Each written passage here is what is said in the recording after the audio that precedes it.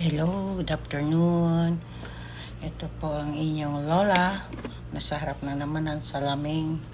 Tayo po ay katatayo lang natin dahil sobrang pagod natin kahapon. Ito na po yung new hair ko. Okay lang po siya, maganda. At least natanggal yung dry ng aking buhok sa dulo. Yan na po siya.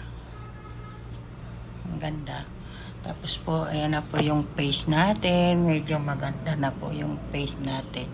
Flex ko lang po yung ginagamit kong sabon. Tsaka yung ginagamit kong toner. Ito po yung ginagamit natin sabon. Bumibili talaga ako ngayon ng sabon para lang sa mukha. Whole body na rin po yan. Ginagamit kong sabon.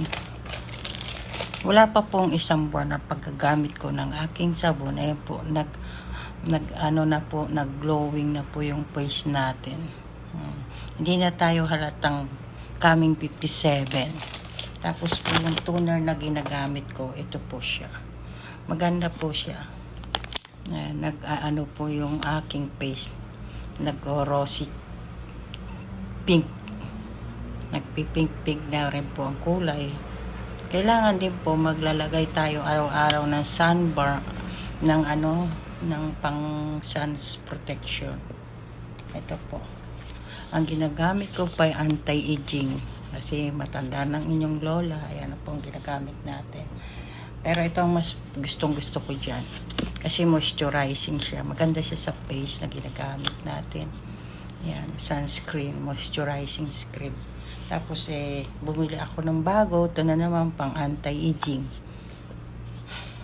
Kailangan po natin gawing po ang ating sarili para hindi naman tayo magmukhang old woman.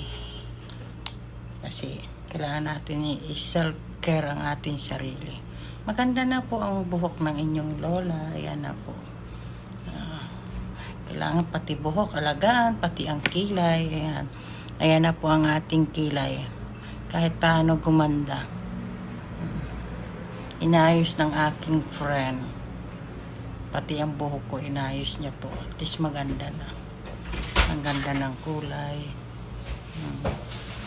Thank you. Thank you for the watching po. Ayan po ang ating ginagawa. Lagi lang nating alagaan ang ating sarili, ang ating face. Ayan. Kahit wala tayong pera, huwag tayong paka-stress para hindi tayo